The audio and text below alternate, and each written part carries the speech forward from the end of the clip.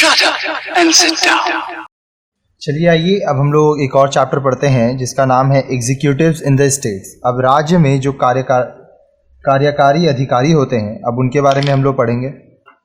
You have already studied that India is a union of 28 states and 27 union territories and that the founding father of the Indian Constitution adopted a federal system। अब जो students हमारे video को line से देख रहे हैं, देखिए आगे के वीडियोस में हम ये भी बोले थे कि 26 स्टेट है, लेकिन उसके बाद 2 और बढ़ा था। तो भारत जो है वो एक ऐसा देश है जहाँ पे 28 राज्य हैं और 7 केंद्र शासित प्रदेश हैं।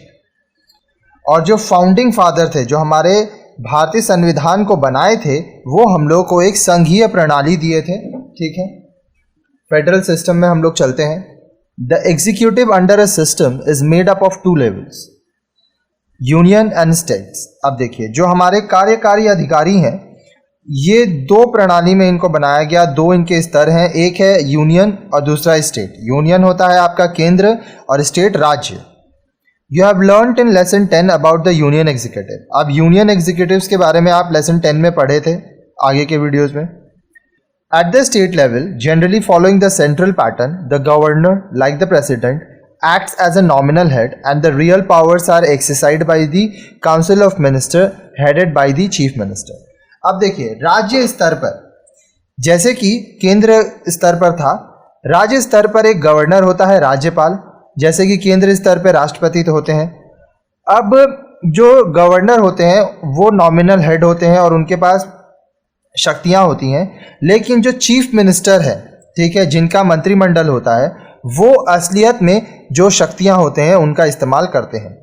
The members of the council of ministers at the state level are also collectively and individually responsible to the lower house of the state legislature for their acts of omission as well as commission.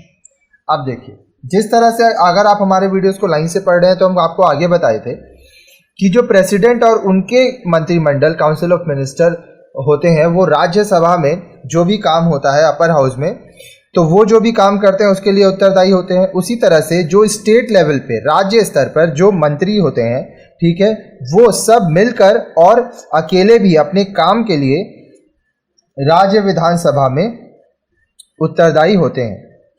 अब ये जो हम लोग chapter पढ़ने वाले हैं, executives in the state, राज्य के जो कार्यकारी अधिकारी होते हैं, इस चैप्टर को पढ़ने का हमारा उद्देश्य क्या है, ऑब्जेक्टिव्स क्या है। After studying this lesson you will be able to, ये चैप्टर पढ़ने के बाद आप क्या कर पाएंगे, recall the method of appointment of the governor. एक गवर्नर, राज्यपाल को कैसे अपॉइंट किया जाता है वो हम लोग देखेंगे। Explain the qualifications, tenure and privileges of the governor. राज्यपाल को चुनने के लिए क्या क्या आपका उसका क्वालिफिकेशन होना चाहिए, उसका टेन्योर कितना दिन रहेगा, वो कितने साल के लिए गवर्नर चुना जाता है, साथ ही साथ उसके क्या क्या विशेषाधिकार होते हैं। Describe the powers of the governor including his discretionary power. आप ये बता पाएंगे कि जो राज्यपाल होते हैं उनके पास क्या क्या शक्तियां होती हैं, साथ साथ उनके पास विवेकाधीन शक्ति क्या होती है। Assess the role and position of the governor, राज्यपाल का क्या रोल है, उसका पोजीशन क्या है, वो आप देख पाएंगे। Recall the election and appointment of the chief minister, chief minister को कैसे चुना जाता है वो आप देखेंगे, सीखेंगे। Describe the appointment of the council of ministers and how it is formed, आप देखेंगे कि मंत्रिमंडल कैसे बनाया जाता है, कैसे मंत्रियों को चुना जाता है। Explain the powers and functions of the chief minister and the council of ministers, आप ये देख पाएंगे कि जो चीफ मिनिस्टर होते हैं उनकी शक्तियां क्या होती हैं, वो क्या काम करते हैं, साथ ही साथ उनके मंत्रिमंडल की क्या शक्ति होती है और उनके मंत्रिमंडल के लोग क्या क्या काम करते हैं। Analyse the relation between the governor and the council of ministers at the state level, राज्य स्तर पर जो राज्यपाल हैं और जो मंत्रिमंडल हैं उनके बीच में क्या संबंध है। ठीक है, तो ये सारा चीज के ऊपर अब आप आगे टॉपिक्स पढ़ेंगे जो हम लोग का प्लेलिस्ट में आपको लाइन से मिलेगा।